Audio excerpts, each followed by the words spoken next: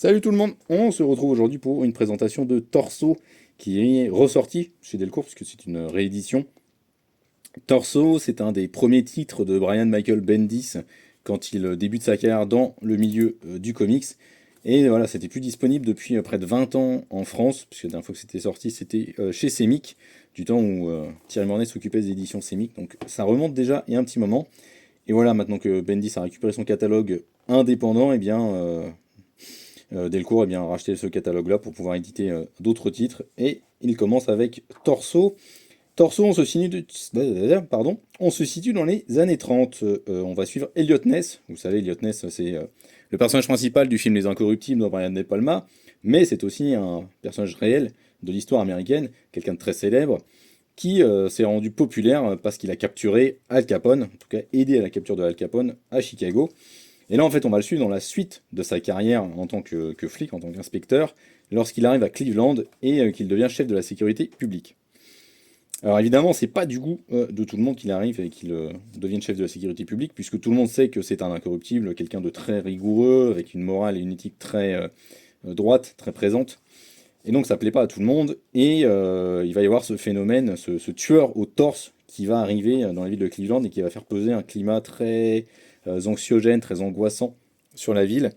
Et donc Elliot Ness va être chargé de, eh bien, de trouver, d'identifier, d'arrêter le responsable de ces crimes, peu importe les moyens employés. Sauf que évidemment, il va aussi se confronter à tout un climat politique qui n'est pas forcément très sympathique envers lui, puisque ben, à cette époque-là, il y a beaucoup de corruption un peu partout dans toutes les strates de la société, notamment dans les hautes sphères.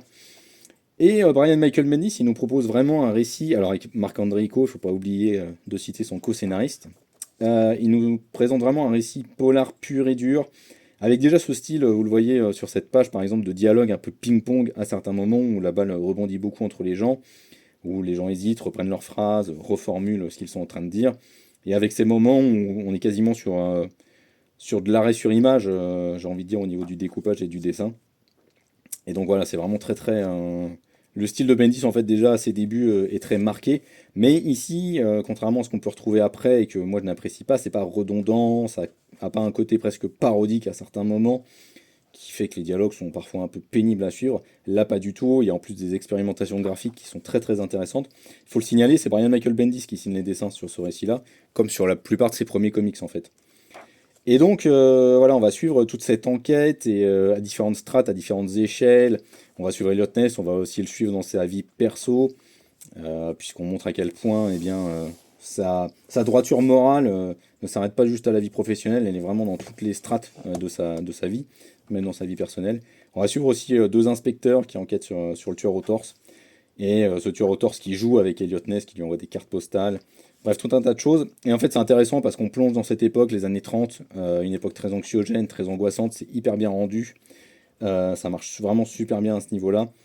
Les personnages sont très intéressants et avec le noir et blanc, ça nous aide vraiment à plonger justement dans cette atmosphère, dans cette ambiance qui est très réussie. C'est pas un récit forcément facile à prendre en main, c'est un récit assez âpre dans lequel il faut vraiment se plonger. Mais si vous aimez les histoires de true crime, les Zodiac, les Seven, ce genre de choses, franchement foncez dessus parce que ça va être un vrai régal pour vous. Surtout que Delcourt fait vraiment une très très belle édition. Vous voyez, avec ce format qui rappelle un peu le Tortue Ninja intégral par exemple. Et vous avez des bonus à la fin, notamment avec les coulisses, qu'est-ce qui s'est passé après, des photos d'archives, des scènes de crime, plein de trucs comme ça qui sont vraiment très très sympas et qui vous offrent des compléments en fait sur ce qui s'est passé réellement à cette époque-là et au moment de cette enquête. Donc c'est vraiment très très bien, je vous conseille très très fortement Torso. Si vous aimez le style Bendis, de toute façon, vous allez vraiment beaucoup apprécier ce qu'il fait là sur ce récit. Et vraiment, je ne peux que vous encourager à foncer dessus parce que c'est vraiment, vraiment excellent. Même le patron, il a kiffé, alors que Bendy, c'est vraiment pas sa came. Mais là, il m'avait dit avant, quand c'est sorti, justement, quand ça a été annoncé, en tout cas, il m'a dit ça, c'est vraiment très, très chouette que ça ressorte. Et il y aura plein d'autres titres indépendants, des premiers titres de Bendis qui vont ressortir, comme on le voit à la fin de l'ouvrage. Je dois me retrouver la page. Hop, voilà. Il y aura Goldfish et Jinx, qui a donné son nom au label indépendant de Bendis, le Jinx World. Donc ça va vraiment être très très cool. Et bravo Delcourt d'avoir réédité Torso parce que c'est vraiment très très chouette et c'est une excellente lecture si vous aimez les histoires de tueurs en série façon Mindhunters ou les séries qu'on a eues de Ryan Murphy sur Netflix. C'est vraiment vraiment très très bien. Ciao!